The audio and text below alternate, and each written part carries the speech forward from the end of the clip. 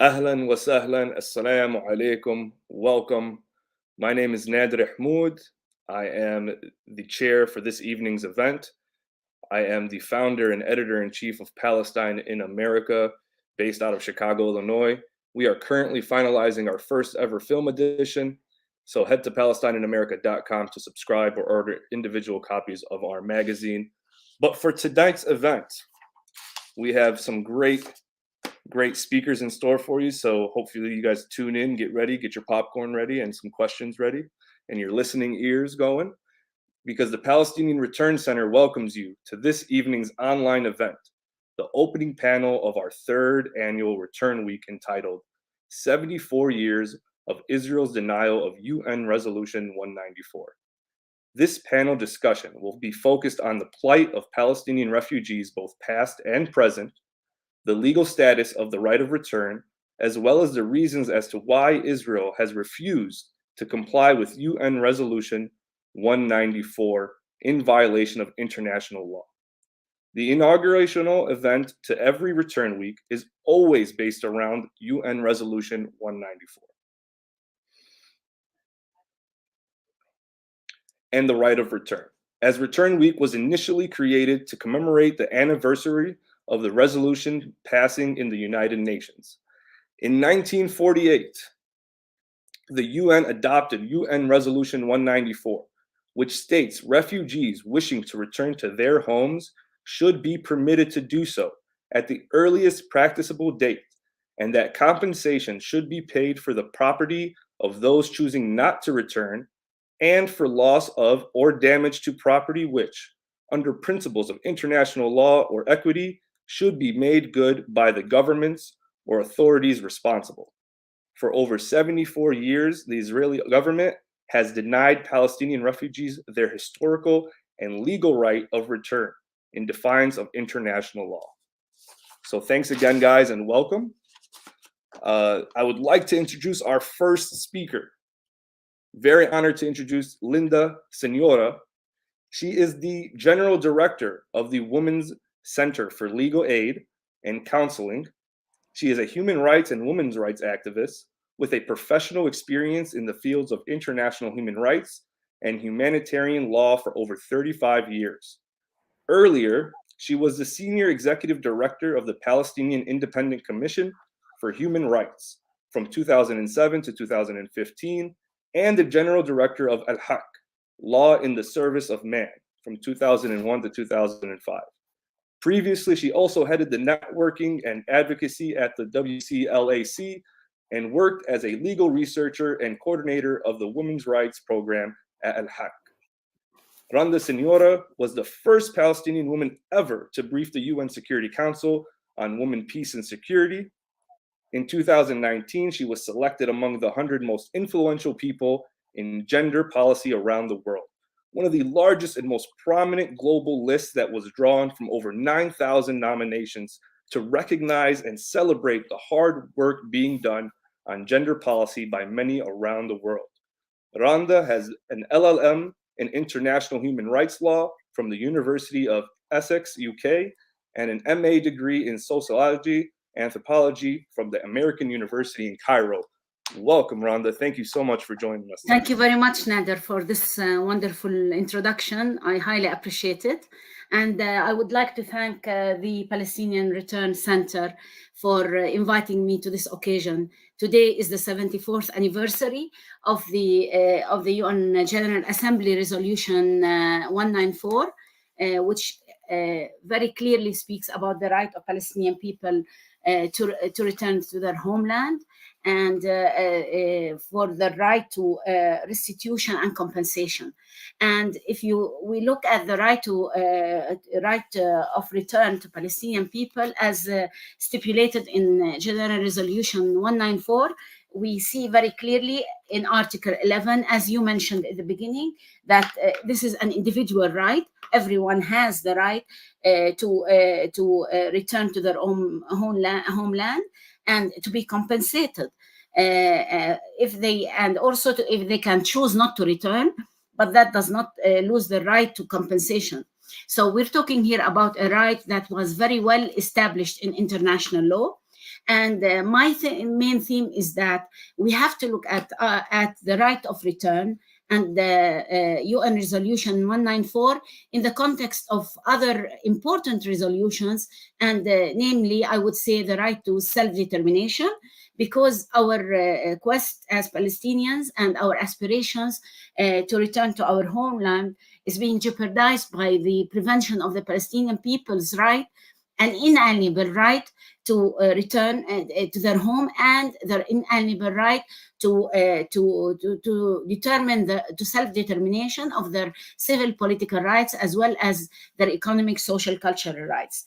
Over 74 years, the Palestinian people have been subject to an Israeli policies and Israeli Zionist ideology, which aimed at expansion and expropriation of land, and have been conducting unlawful practices, wrongdoings according to international law, including the acquisition of land by force.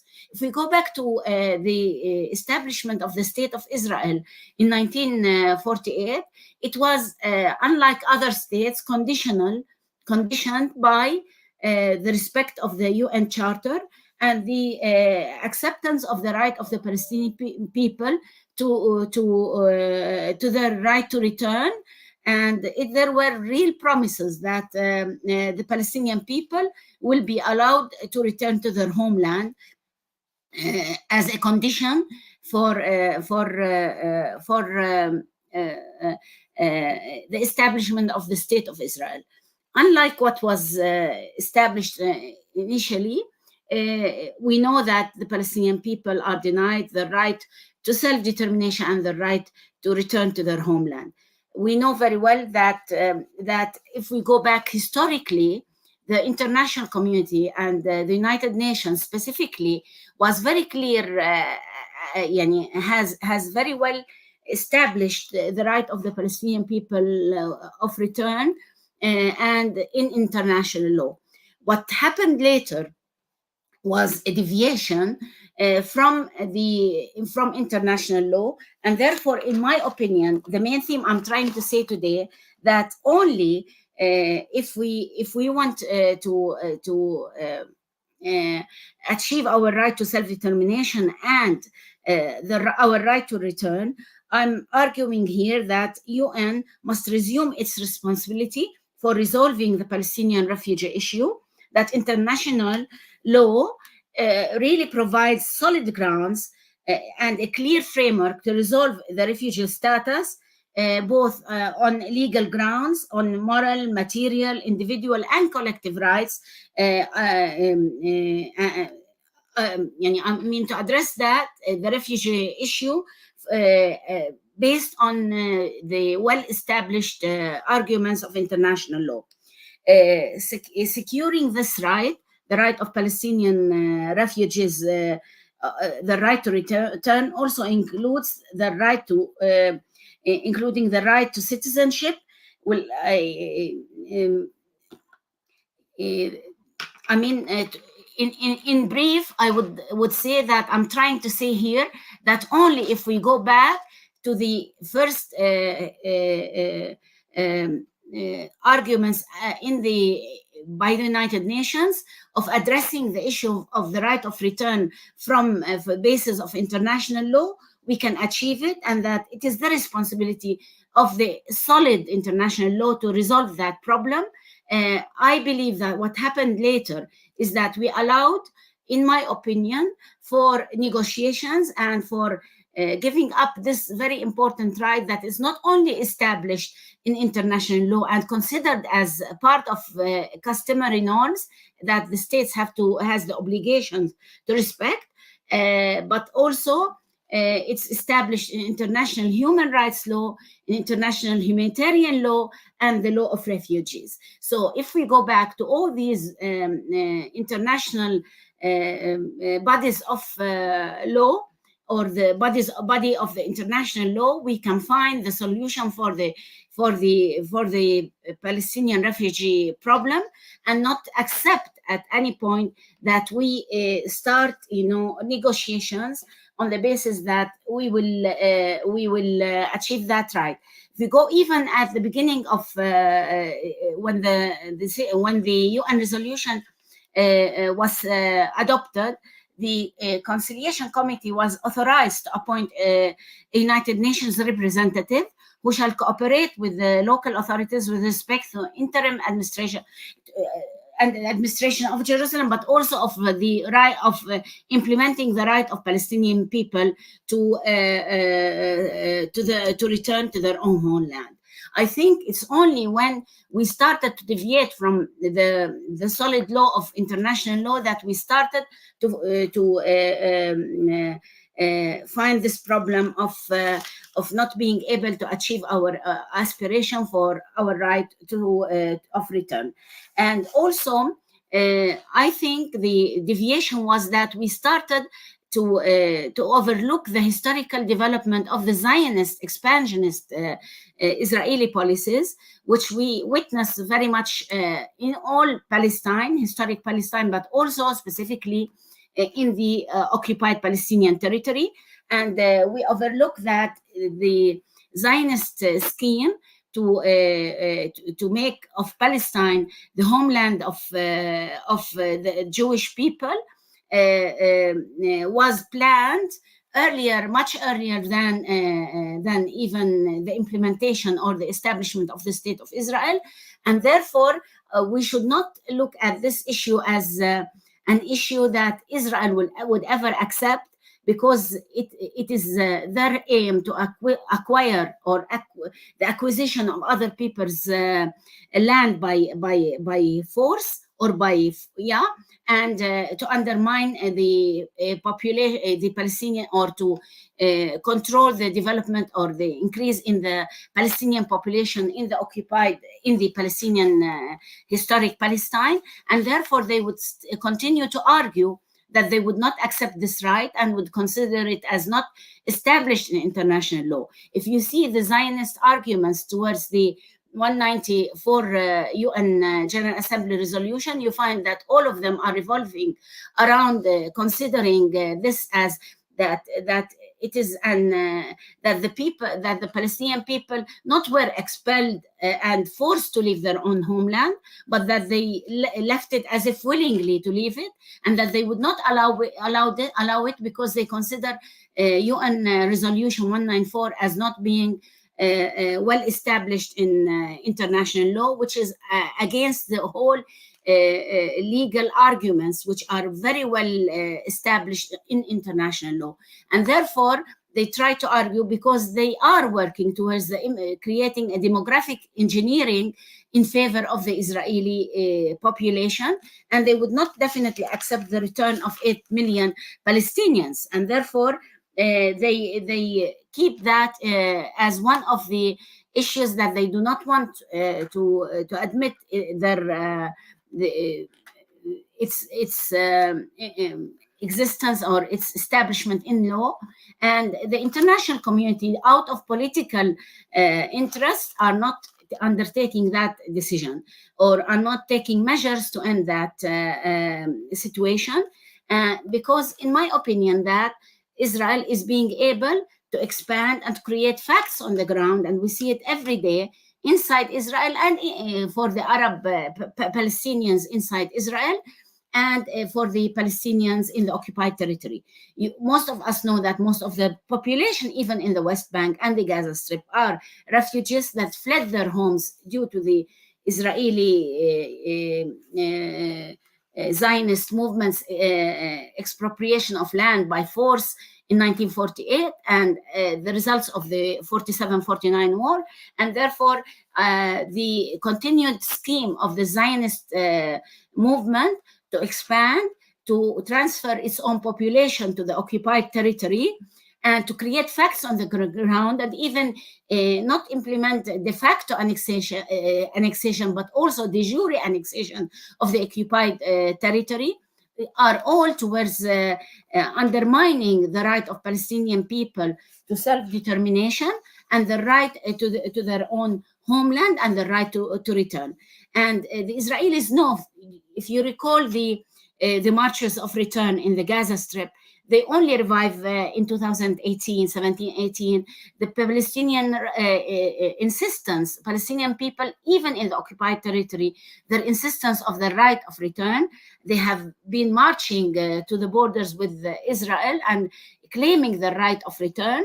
And that has not been, Israel cannot deny that right, even after the passage of all these years. And as long as we Palestinians understand that and continue to fight for that right, we will be able one day to achieve it, because we have all the basis for that. And I believe the only thing that has deviated us from that is believing in the peace process and in Oslo Accords, which have really left the negotiations over the right of the Palestinian refugees and the right of return to later negotiations. And I think the big mistake that we have conducted is that the establishment of a non-sovereign Palestinian state after the Oslo Accords have given us the impression that we have had our right to self-determination, undermining the importance of not even negotiating over a very established right of return to the Palestinian people. We know very well that we need not argue that we need not to argue that to sit over a table to negotiate over a very established inalienable right of the Palestinian people, which is the right of return.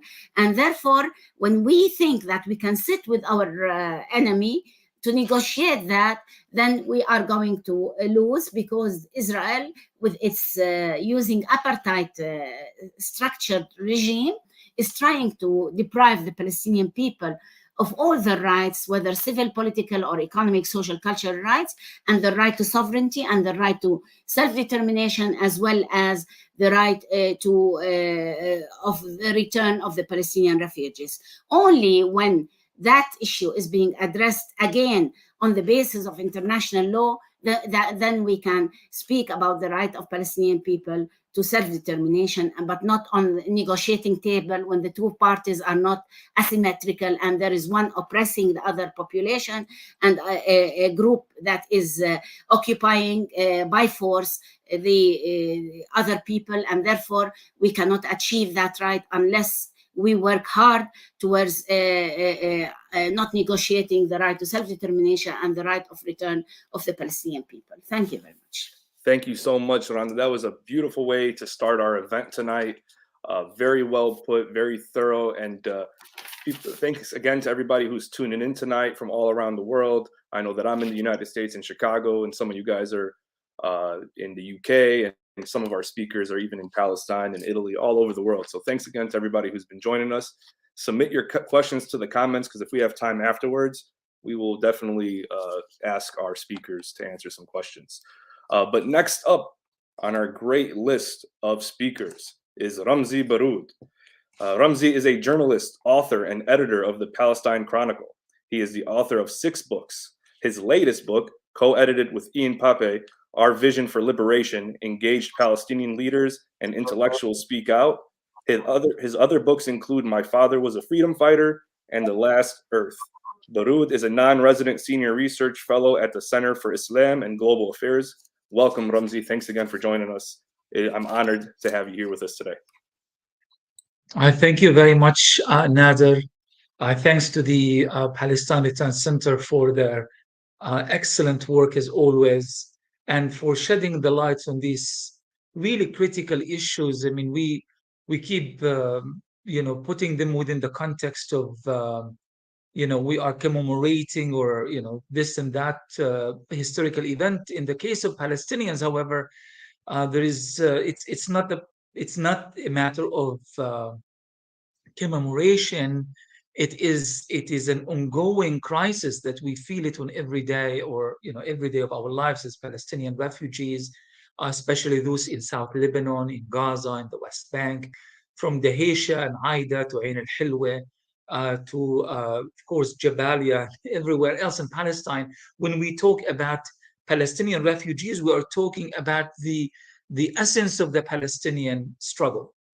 And it's a multifaceted issue, in the sense that the Palestinian refugees are not victims. They are not just waiting for the kindness of the international community, or so-called international community, to come to their rescue. They have been the leaders of Palestinian resistance all of these years, whether actively in Palestine itself or using other means in Palestine and outside Palestine. They are the heart of this movement, and without Palestinian refugees, there is no struggle and there is no resistance. I think it's important that when we think of UN Resolution 194, that we don't fall into this state of romanticization, that the resolution was really meant from the start to be fair to the Palestinians. I mean, let's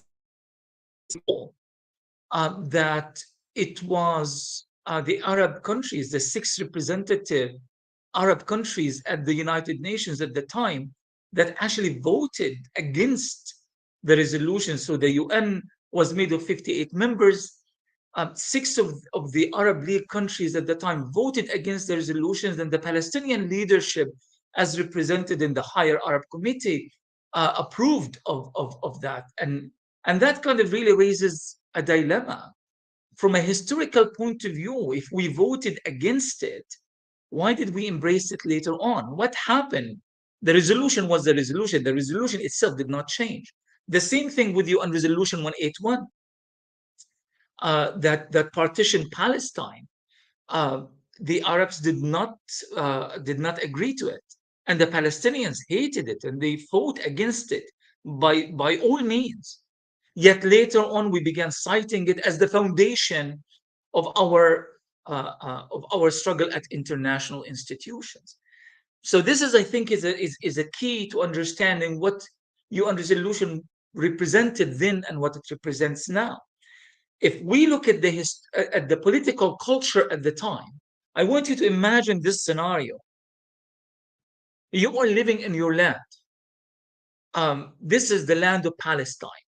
You are all Palestinian people. You are overlapping with that identity, with being Arabs, Muslims, and Christians, but you are a cohesive part of a nation that has extended back in time, hundreds, if not thousands of years.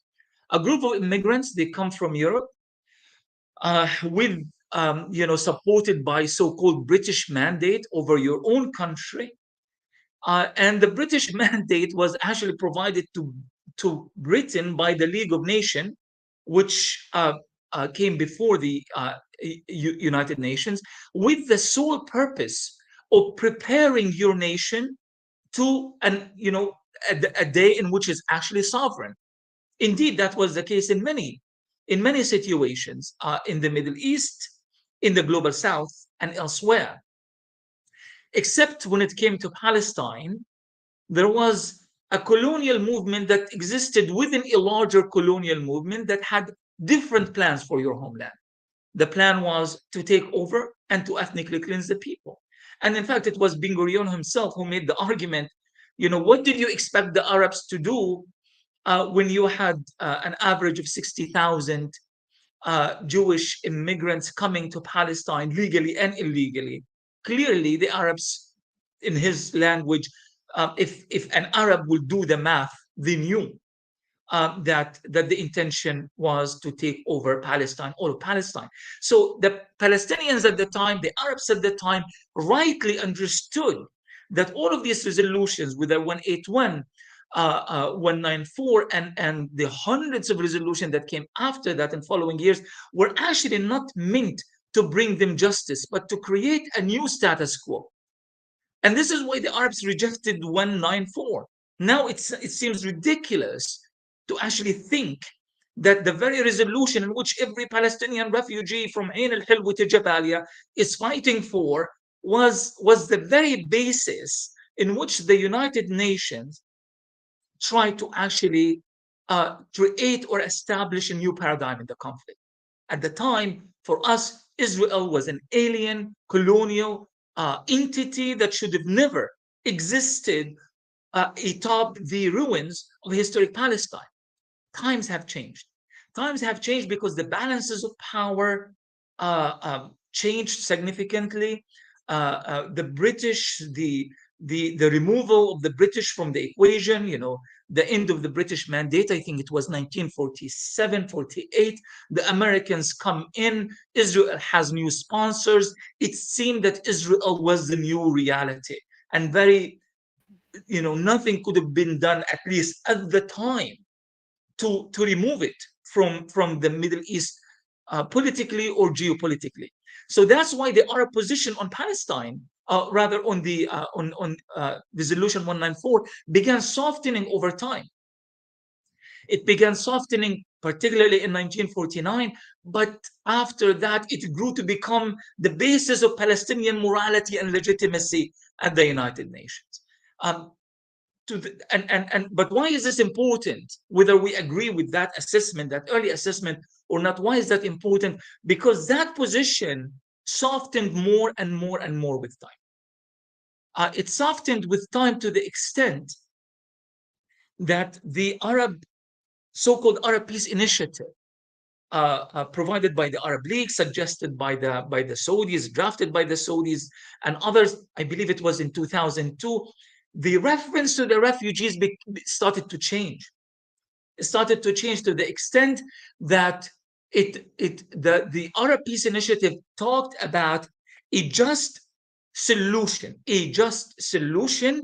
to the Palestinian refugee problem that is acceptable by Israel.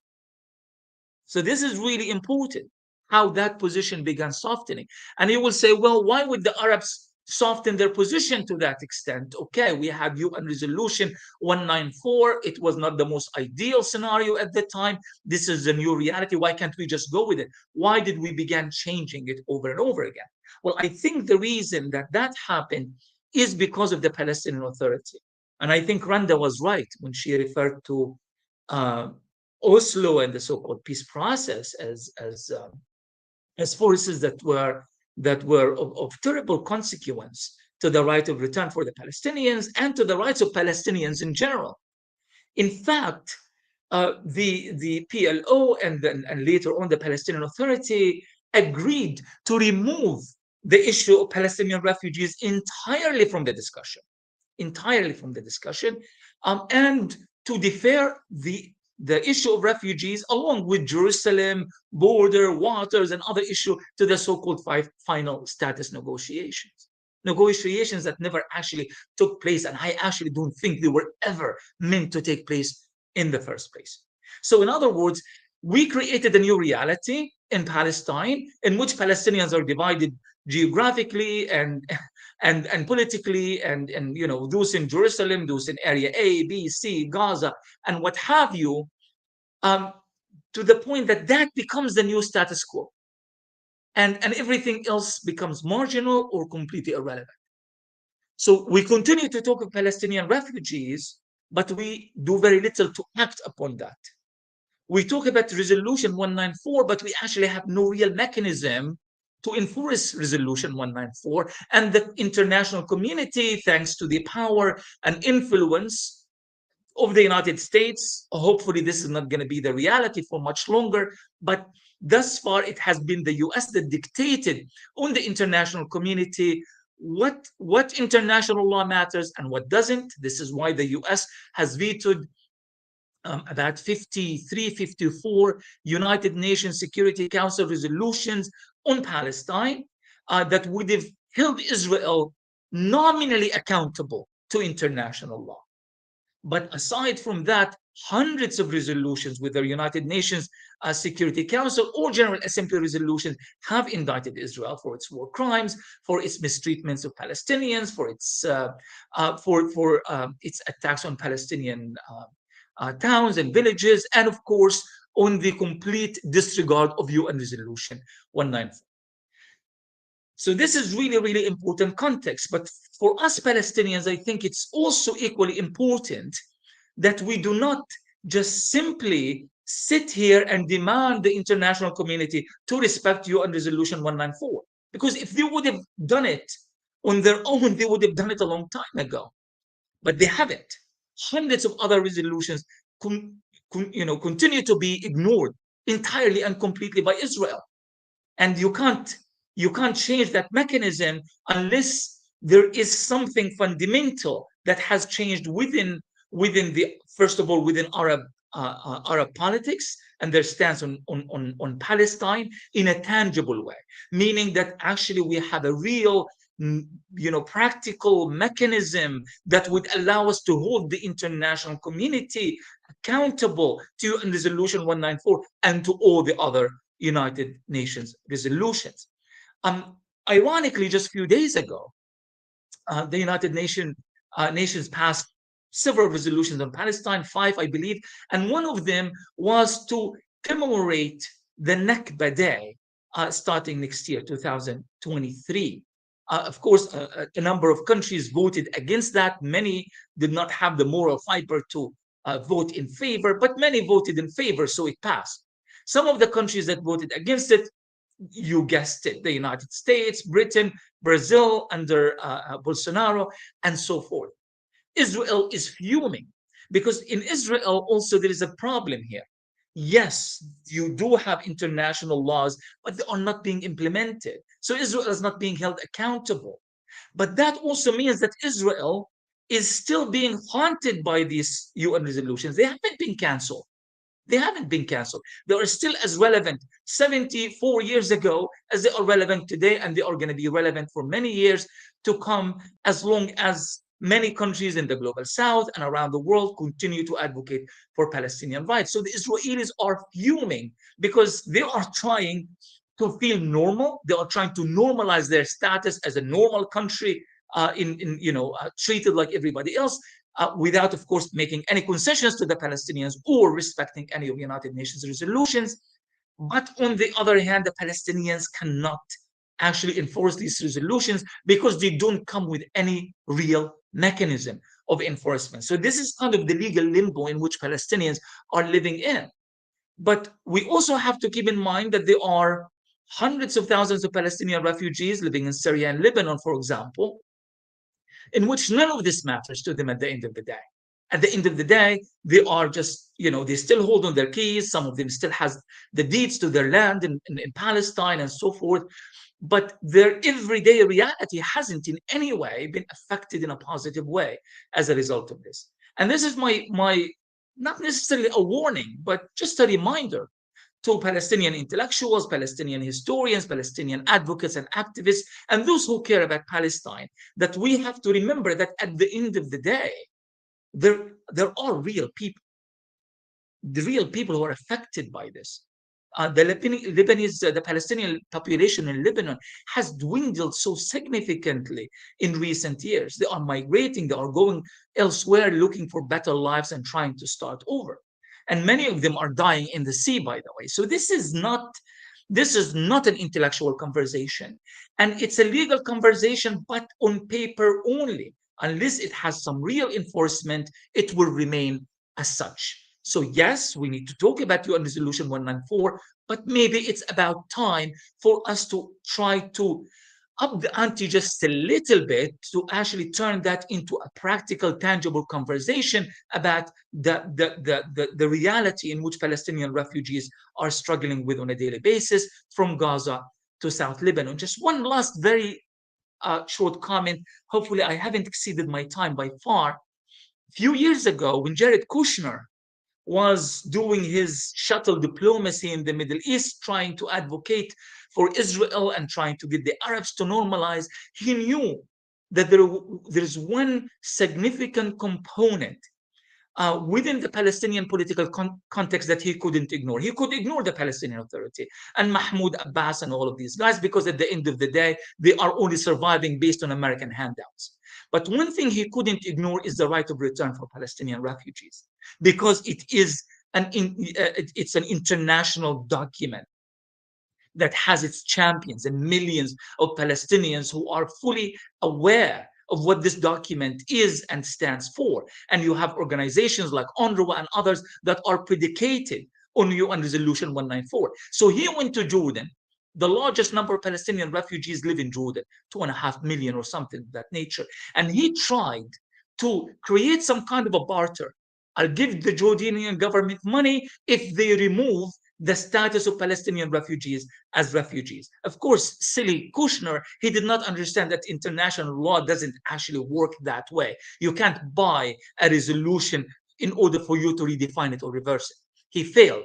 But that is a very good example to show you that despite the fact that Israel and their American benefactors, despite the fact that they insist this is irrelevant, this is old history, it will never be implemented, it is always there in the back of their mind. And they know without Palestinian refugees rights and the right of return, Israel will never truly continue achieve that needed legitimacy and normalcy within the United Nations and other international institutions apparatuses. Thank you. Thank you so much, Ramzi. Very valid points throughout your presentation. Really appreciate you bringing us down to earth and kind of giving us the reality of what's going on and what's really what. You know, we could dream about things, but we got to deal with the reality on the ground. So I really appreciate you doing that for us and breaking that down. And I am super excited to bring on our next speaker, Dr. Uroub Abed, is a lead researcher in Jordan and co-investigator at the Center for Lebanese Studies on several research projects studying several communities with intersectional approaches in the Middle East. Uroub completed her PhD in political economy of development studies from the School of Oriental and African Studies. Her research work has been focused on refugees and vulnerable minorities in the Middle East. She has taught several courses on development, livelihood, and forced migration issues, and has consulted for several UN and international NGOs, and published articles in the area of development and forced migration in the Middle East. She published a book on Palestine, the Palestinians of Egypt, some work on Palestinian refugees from Gaza living in Jordan. Her book, building on thesis studying the Palestinian origin Jordanians of East Amman, is soon to come out, and she is currently editing a book studying the limited options for youth, citizens, and refugees in the Levant. Thank you so much for joining us, Dr. Uroub. Appreciate it so much. The floor is yours. Thank you. Thank you. Well, thank you very much for inviting me to talk to you in such a very important, I may say, sign-marking occasion that affects the issue of the protracted Palestinian refugees. I'm going to use my PowerPoint, and I hope I will not exceed my time.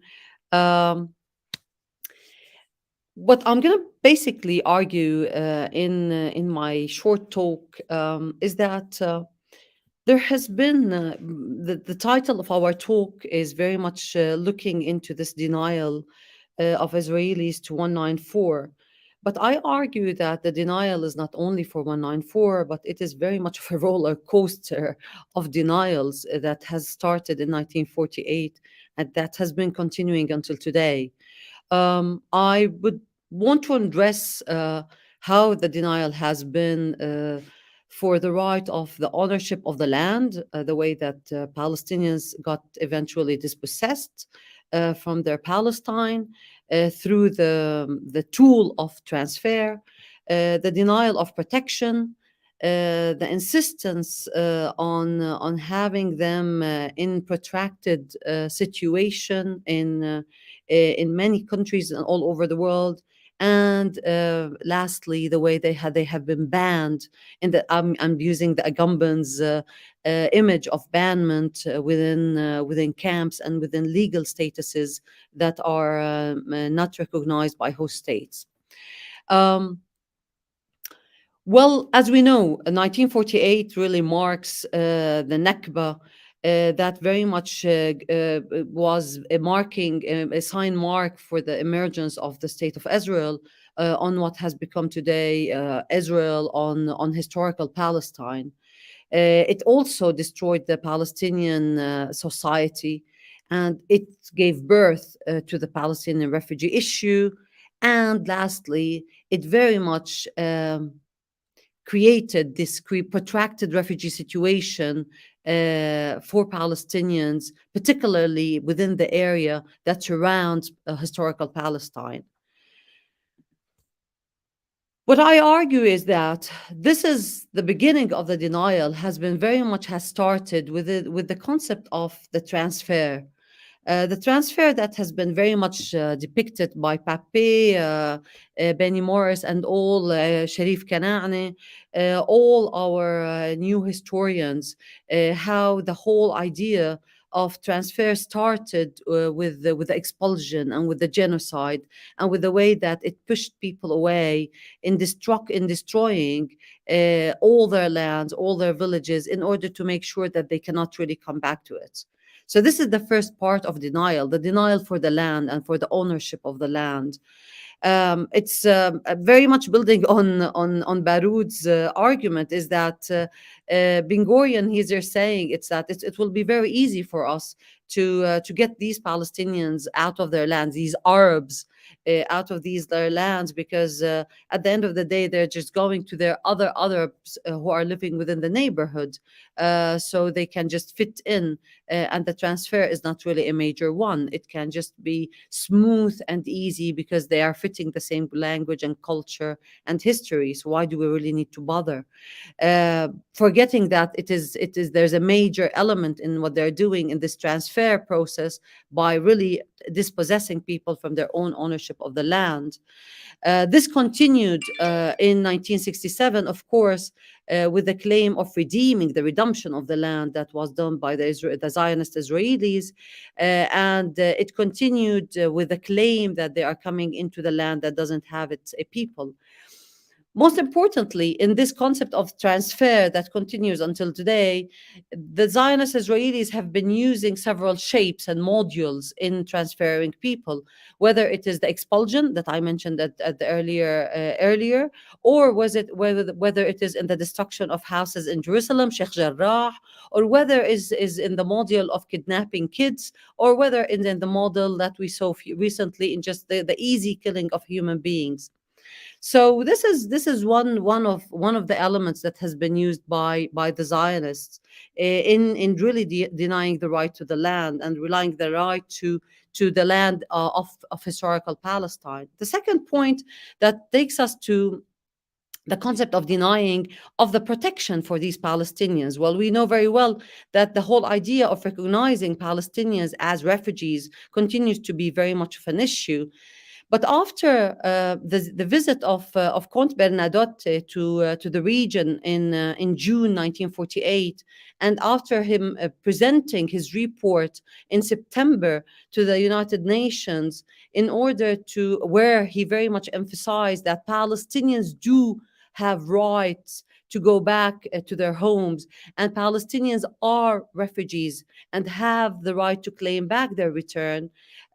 We know very well that he has been assassinated by a terrorist Jew in Cyprus just a month after his submission to the report.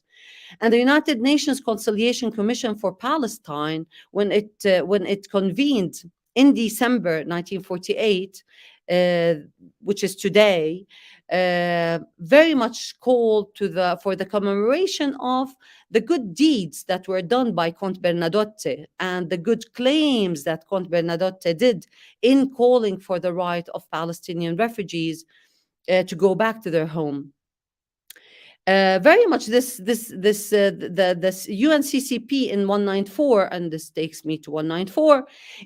What was called in 914 is the concept of return, very much emphasizing, reiterating what was put by Comte Bernadotte, and reiterating the fact that if Palestinians are not going back, then the need for ensuring rehabilitation, socioeconomic rehabilitation for them until they go back home, which is a very much a shape of calling for their protection As we know, the UNCCP by 1952 got aborted. And with this, by its abortion, the whole concept of protection for Palestinian refugees really got aborted as well. That takes us to what was suggested by the United Nations in turn. They proposed to create what is called the Economic Survey Mission. And by creating the Economic Survey Mission, which is one of the committees that was created by the UNCCP, aimed to question what is possible for Palestinians as a solution. The committee suggested that for political reasons, for reasons that are beyond its ability and capacity as just a little committee within the UN, the solution is to call for the economic integration for Palestinian refugees in the countries to which they arrived. And this was one of the reasons that shaped what is called today UNRWA, United Nations Relief and Works Agency. So the emphasis on the word works came from the recommendations of the ESM, of the Economic Survey Mission, that called for the economic integration of refugees. Well, the big question is, until today, by today, after almost more than 70 years of Palestinians within these regions, within these countries, host countries around Palestine, to what extent have they been economically integrated? This is something for us to question. That takes me to the economic to talk about UNRWA and the way UNRWA defined, which was created soon as a result of the ESM recommendation, the way UNRWA defined how Palestinian refugees. It was very much, again, emphasizing the denial. It was very much discriminatory by selecting who could be a Palestinian refugee and who could not be a Palestinian refugee.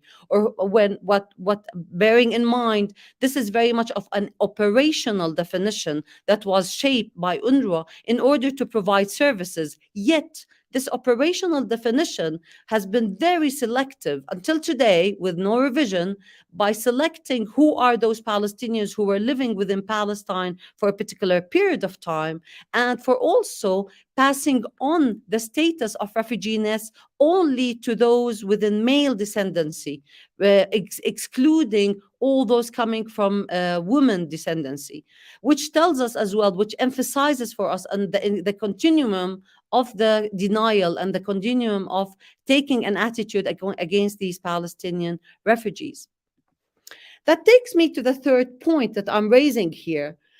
Basically, after almost, we're coming to almost 80 years, and I'm not so sure what's happening to my mobile and why it's making this noise.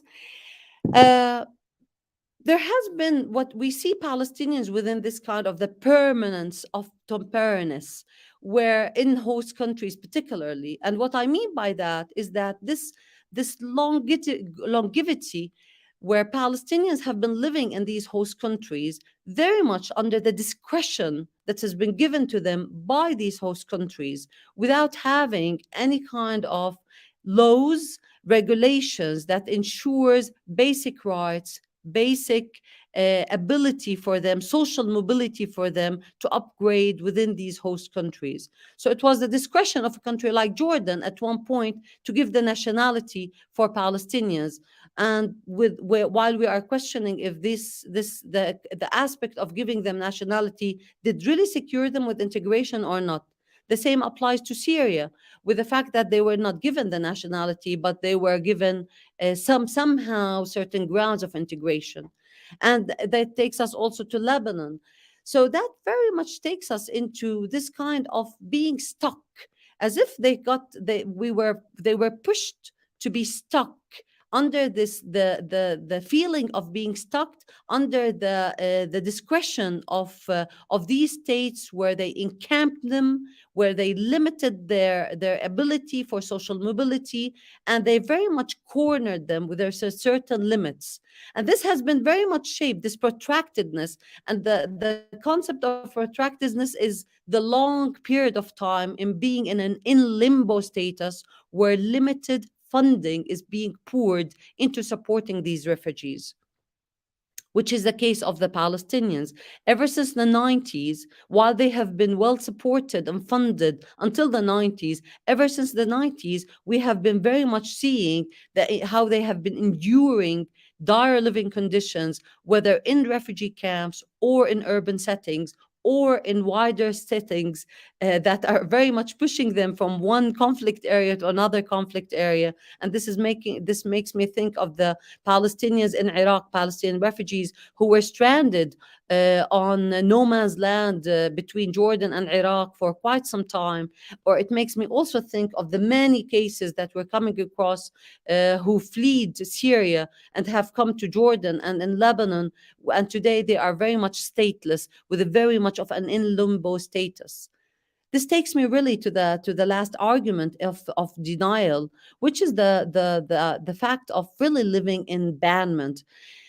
Agamben, in his theory, believes that the banment is what it happens when the state excludes those who are included in its territories, excluding them through legal tools, through regulatory tools. And this is really what's happening for a majority of the Palestinians within the region, where they are holding. I'm thinking of Palestinians of Egypt. I'm thinking of Palestinians in Libya. I'm thinking of Palestinians in Iraq, the few who are left. Palestinians in Syria, Palestinians in Lebanon, that are very much enduring major living conditions, are holders all, and including also, not to forget, Palestinians who are living in Jordan, who are the ex-Gaza refugees, who are all holders of temporary provisional travel documents, which do not connote whatsoever citizenship, and do not, by that mean, do not give them any kind of protection, nor does it give them any kind of proper basic rights. So it's very much of an exclusionary setting where these Palestinians, not for today, but we're talking about generations. When we talk about Gaza refugees who are living in Jordan, we're talking about 5 generations today that continue to be in limbo, that continue to have limited rights, that continue to fail to be mobile at the social level or at the economic level, because of these kind of denials that have started from one level, which is the 194, but also continues until today. That makes me really finish with these politics that are failing at multi levels, from the United Nations level to the Arab level, to the Palestinian level. We're having very much of a shaping up and a nurturing of this engendering of disparities that are happening between the Palestinians on one hand and the nationals in the countries where they live. And this is quite sad to come to this point when we are. It's been now more than 75 years, and we're still calling for the same claims. And this is really. I finish with this because I'm sorry, it's a very grim reality to finish with and to close with. Thank you. Thank you so much. That was a wonderful presentation and gave a lot of context to how we got to where we are today. So really appreciate you doing that for us and for the people out there who had no idea about any of that. Dr. Aroub, thank you so much. Appreciate your time. And again, it was an honor to have you on the panel. Our next speaker, Laura Alborno, is a Palestinian-American international lawyer and activist based in Paris. Though her family originally hails from Gaza and Jaffa, she dedicates a large part of her legal practice to human rights work, including accompanying asylum seekers in asylum proceedings before French jurisdictions. She's also co-host to a weekly English language podcast called The Palestine Pod, which aims to support the Palestinian struggle for liberation against Israeli settler, colonialism, and apartheid. Thank you so much for joining us, Laura. It is an honor and a pleasure to have you today.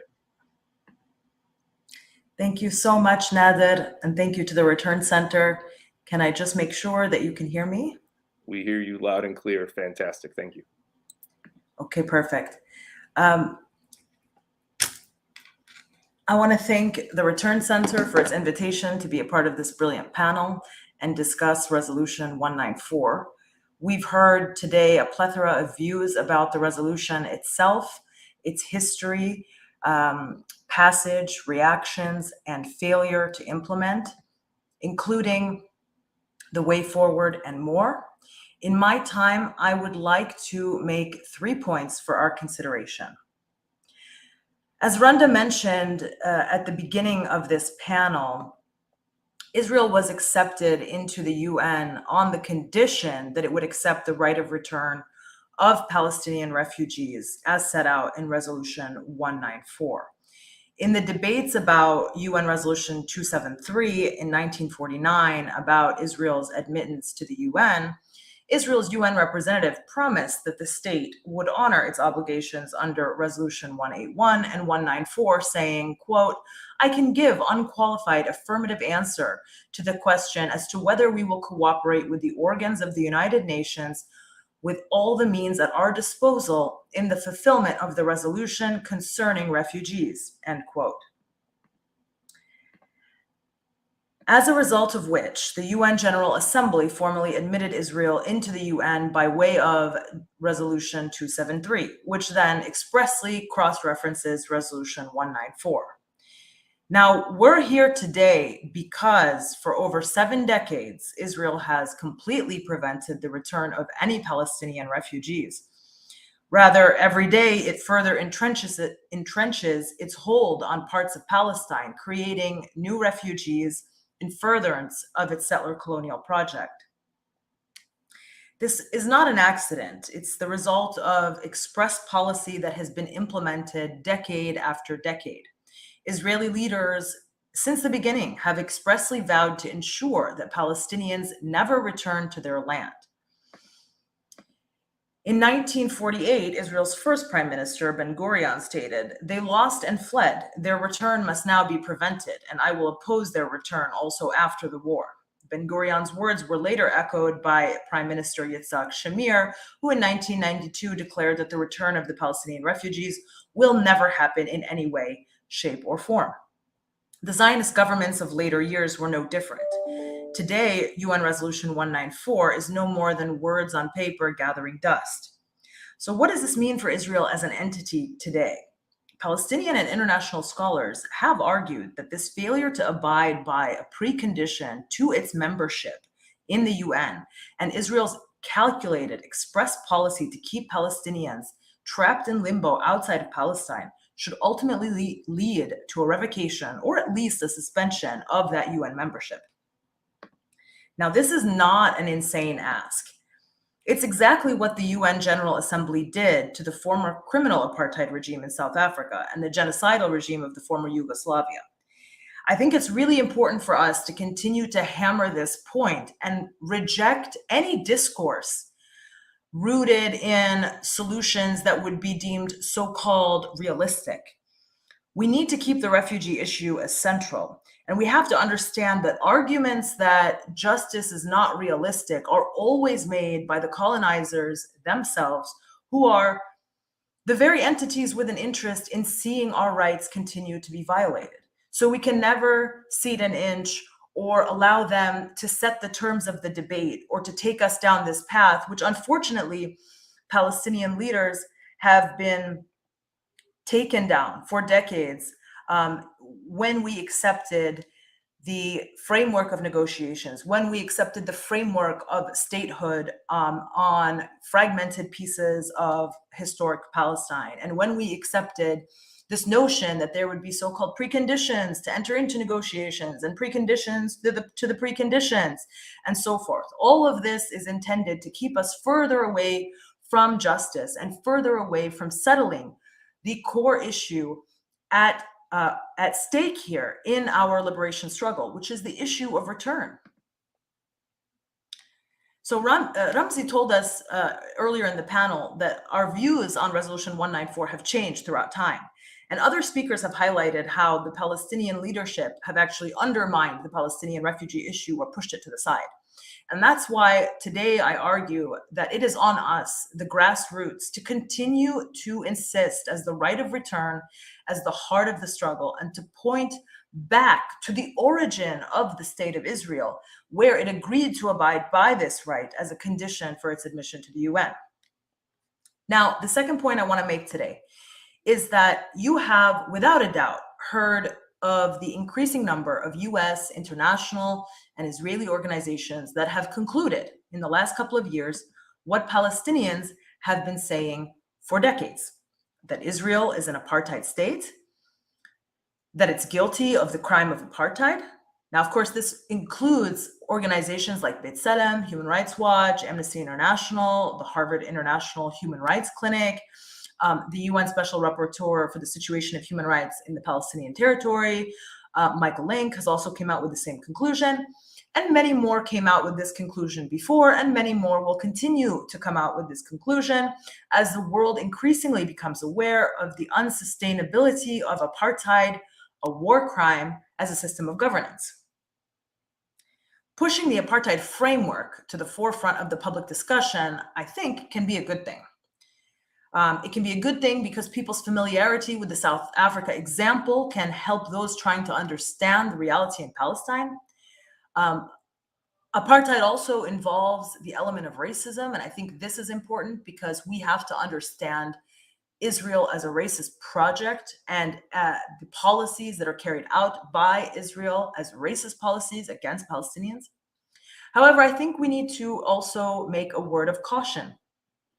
The apartheid framework and its focus on a quote unquote system of discriminatory measures and unequal treatment, I think can lead to a minimization of the importance of the right of return, at least in the discourse. Okay, so this is not to say that the apartheid model is not a helpful one.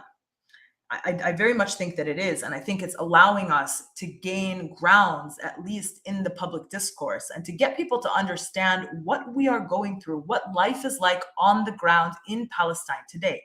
So in that respect, it is a helpful paradigm. But it's also important to understand its limitations at delivering us justice. So in other words, while it's a useful framework, it often does not speak to, as Ramzi said, the quote unquote essence of the Palestinian struggle. That is, the millions of Palestinians who remain cut off from Palestine in the ongoing Nakba. So if you look at the reports that I mentioned, Resolution 194 is barely mentioned at all. They cover settlements, discriminatory policy, the arrests, the violence that's taking place on the ground today.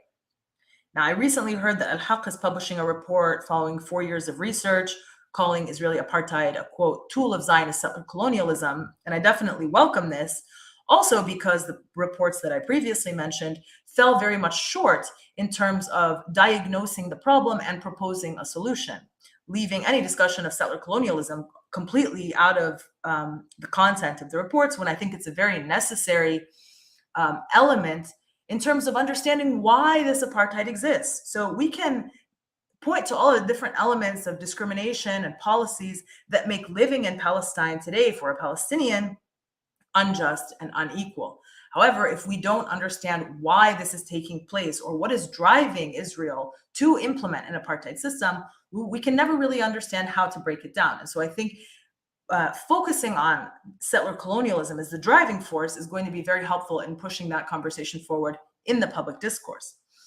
However, what all of these discussions may risk doing is, unfortunately, putting aside or minimizing or not giving as much airtime to the issue of return.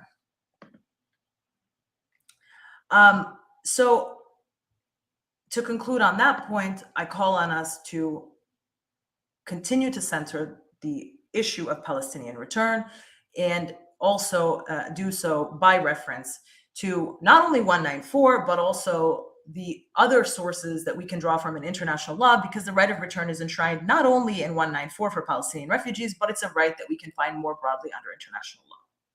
So to keep that in all discussions where we are also continuing to advance the discussion on apartheid and the discussion on settler colonialism.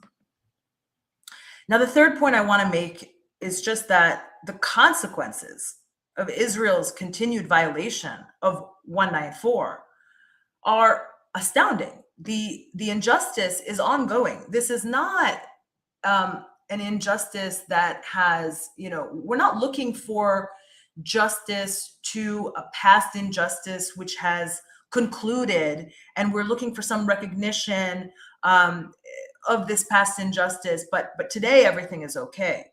That's very much not the case, especially with the question of return, because today generations of Palestinians are being born stateless. I want to share with you guys that I recently lost my Sido, Nader. And I do notice, I did take note that our host today is also named Nader, so that definitely warms my heart.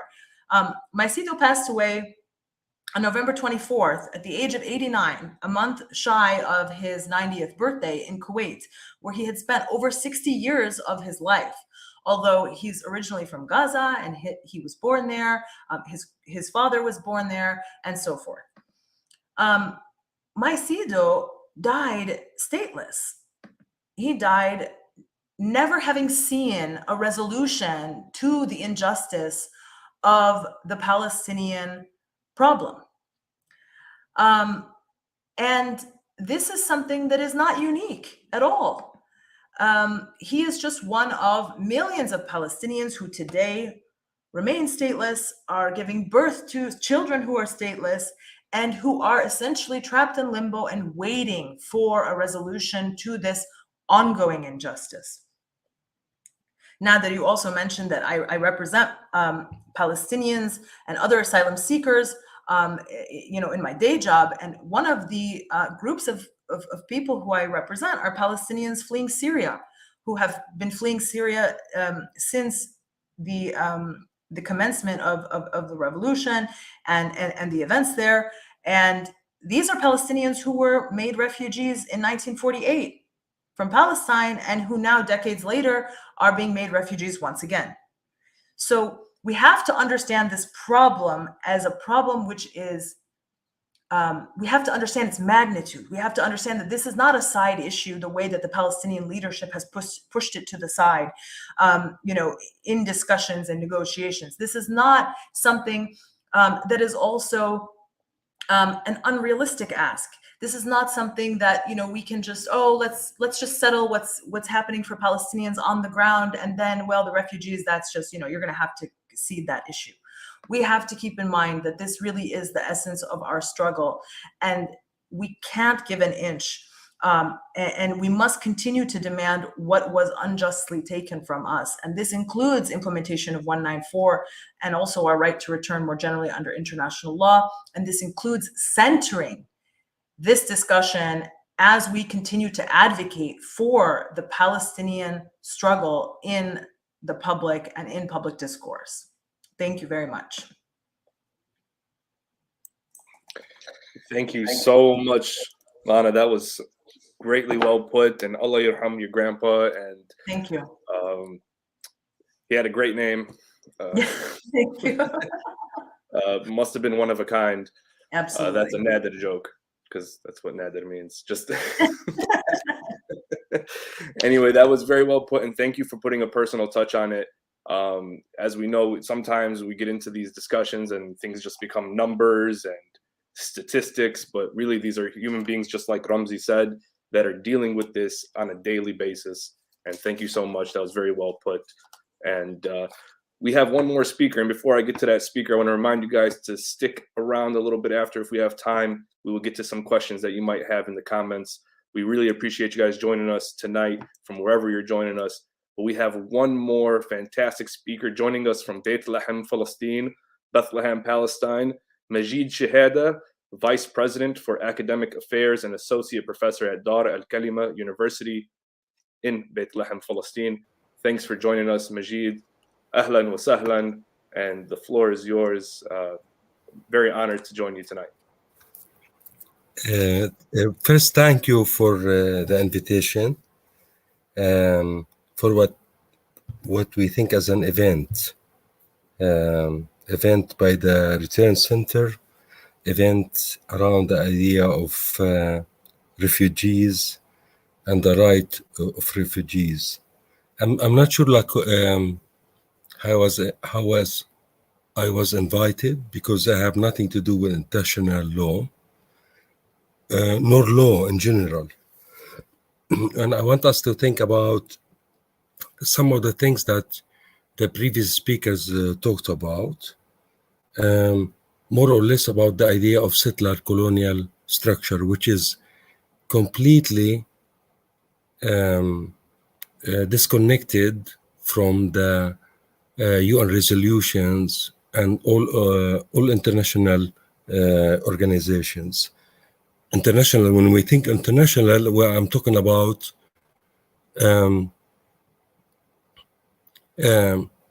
institutions that were put in place by Western powers, and we have nothing to do with it. And instead, I would suggest, and I want us to think about, instead of like commemorating UN resolutions, to think about like how in practice what we can do, like we did in Seattle in different places, creating student organizations, creating on a national level, US ACPI, the kind of organization for academic and cultural boycott of Israel. I think we should think about, other ways of doing politics and practicing things outside of the system, outside of the international system specifically, and in the US itself, whether you're in the US or in Britain, outside of the official system, because the system is always against us, not just as Palestinians, but as indigenous people, as migrants, as people of who have experienced all the way through a system of oppression. We need to think about different ways of engaging with the question of Palestine that connects with other questions. In the case of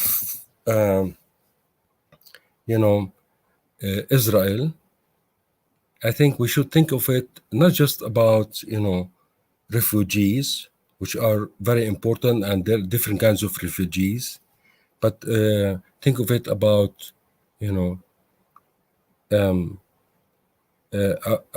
a way of and also not think about it as an issue relates only to Palestine and Palestinians, because Israel is not a local question. Israel is not about only Palestine. As I wrote in The Place of Israel of Asia and Global Israel, Israel is a global question. And we need to think about it globally, and we need to think about Israel as a European settler colony, like in the US, like in Australia, like in Canada. And think about ways, how could we engage with local communities to liberate not only Palestine, but to liberate all communities in every country that are facing, in many ways, similar issues of housing, education, healthcare. Definitely, there is more urgency when it comes to issues of displacement, issues of occupation, issues of silencing, issues of marginalization based on race, gender, and class. And I think we should think of Palestine beyond this kind of rhetoric about international law, not just in the UN, but even our own legal organizations, whether it's in the West Bank or in 48 or outside. Because I think a lot of people, when they think about refugees and Palestine, they are not thinking about 1948. They are thinking about refugees in Lebanon, and they are thinking about legal organizations in the West Bank. I think we need to think about it in a much larger scale and in connection with other issues, whether it's in Palestine, in the Arab region, in Africa and Asia, in Europe, in the US, and everywhere else. I don't want to talk a lot. I didn't prepare my talk, and I hope my message will be a way to rethink even these events that we hold, including tonight. So thank you, and I look forward to our discussion. And I want us to think about, in the discussion, about how to move forward beyond events and talks and conferences. And thank you.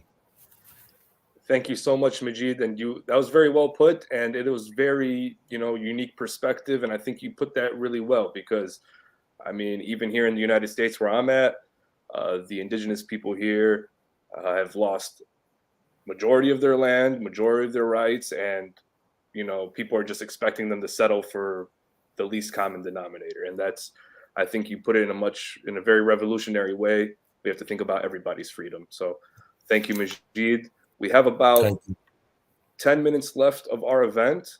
I see that there is a question in the chat. I believe it's for Ramzi. I'll go ahead and read it. From Shadni, a very insightful and well put together case for the Palestinian right of return from Ramzi. I've been to both occupied Palestine and the Palestinian refugee camps of Lebanon. One issue which Palestinians would often bring up is a lack of leadership, something Mr. Baroud touched upon when he stated PA live off American handouts.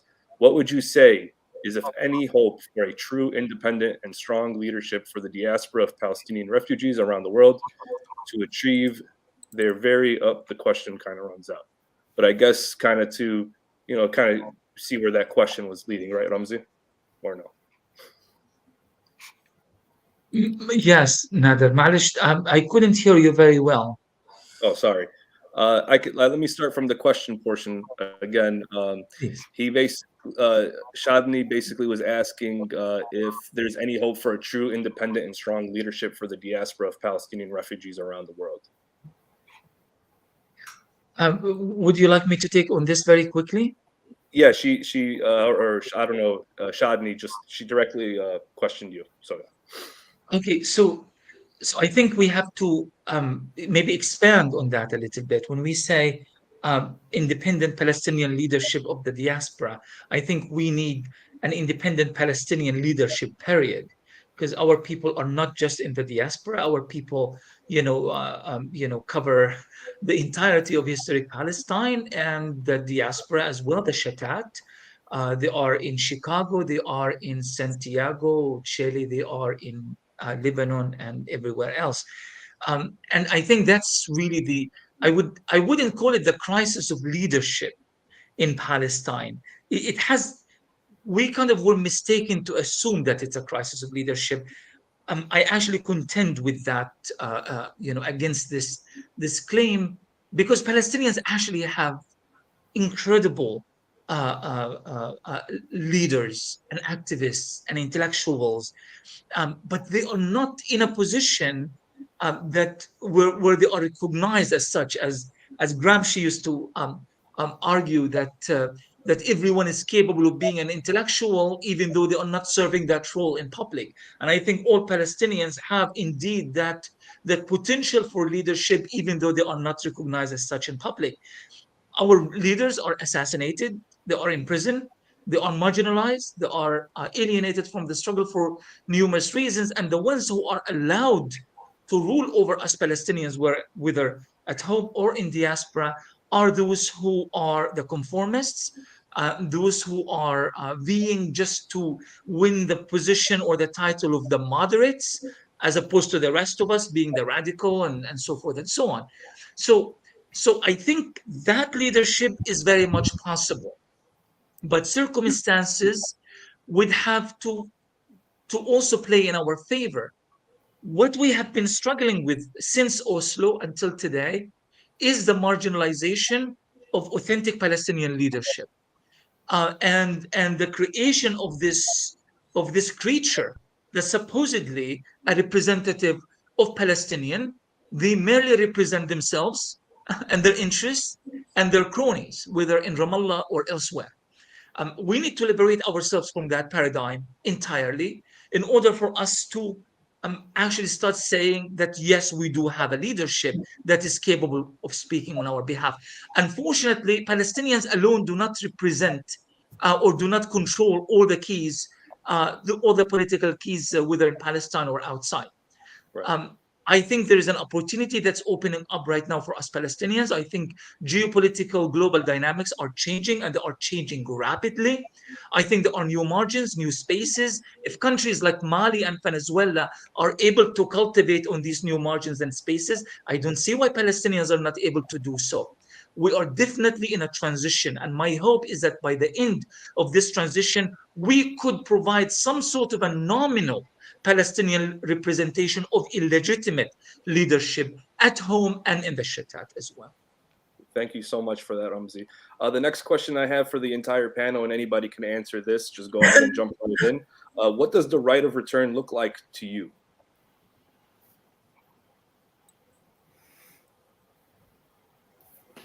And do you guys want me to call on somebody?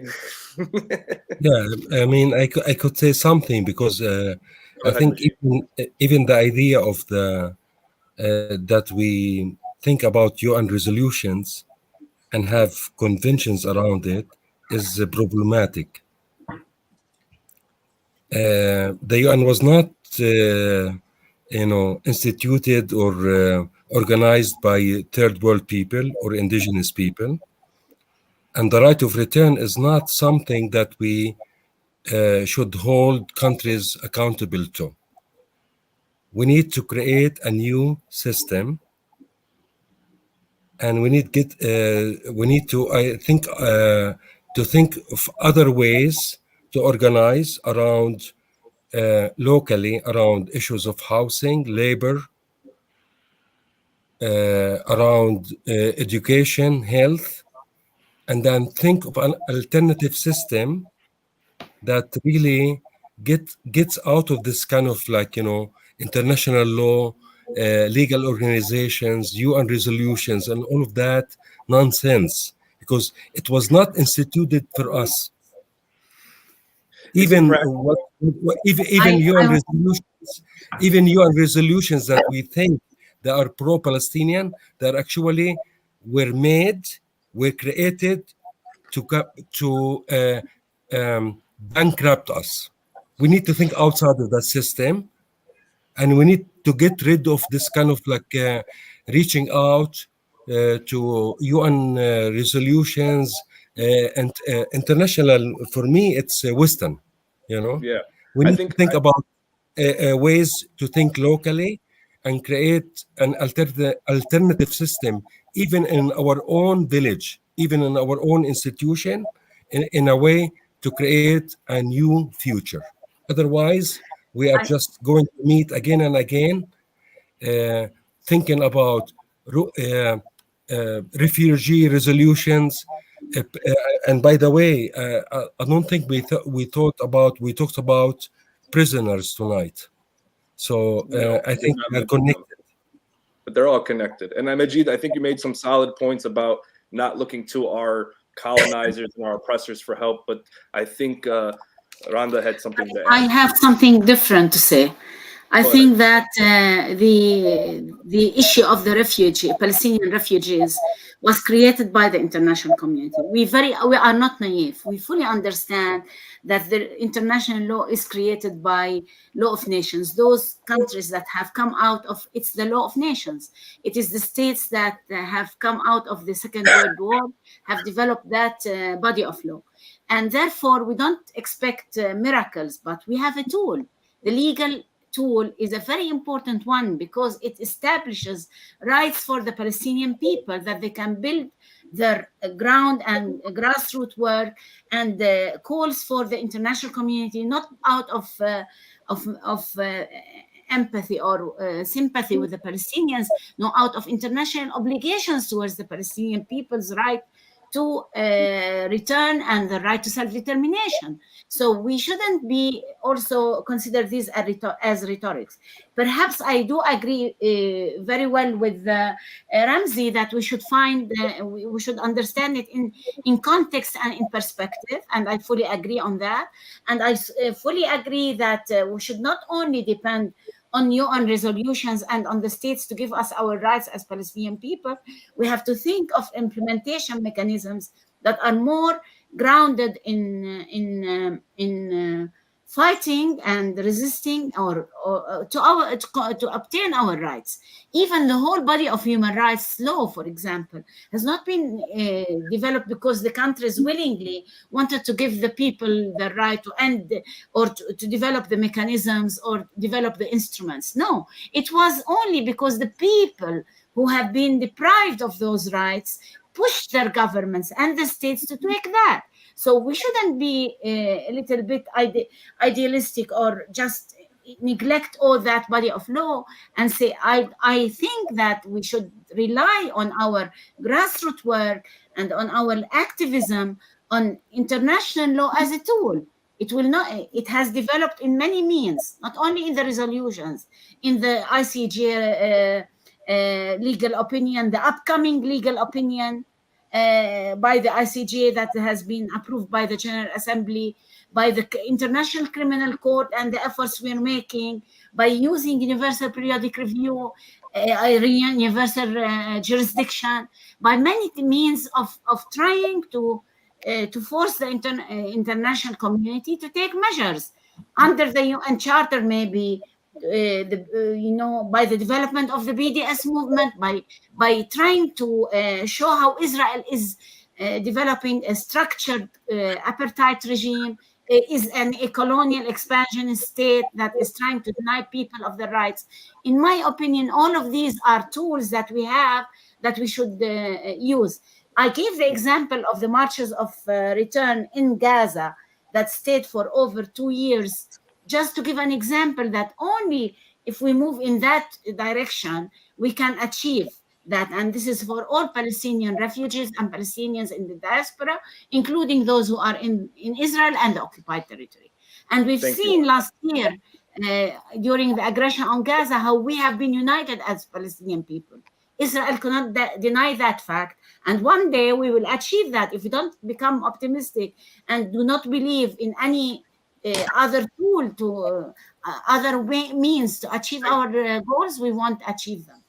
Thank you, Rhonda. I really appreciate that. I get what you're saying. Use every tool available to us to achieve our freedom.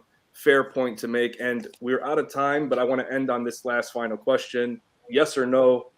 We have no time for additional thoughts, but everybody, please, is it realistic, the right of return? Can we return to our lands? Is it realistic? Yes or no? Go ahead. Yes. I got one couple yeses. Yes. Yes, and it's been studied. This is not just, some pie in the sky thing. There's proof it can be done. Fantastic. Yes. I think as long as the Palestinian people continue to fight for the right of return, it is always possible, inshallah. Fantastic. And Majid, is it realistic?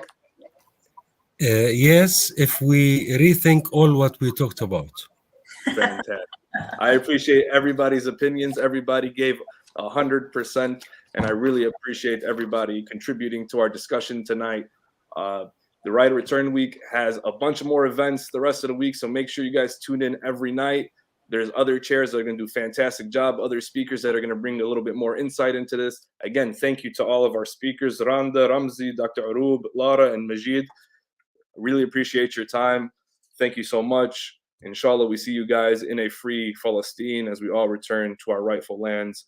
Thank you again for tuning in to Return Week inaugural event, inaugural panel, 74 years of Israel's denial of UN Resolution 194. My name is Nader Ahmoud, Editor-in-Chief of Palestine in America. Go to PalestineAmerica.com and download and subscribe. See you guys soon.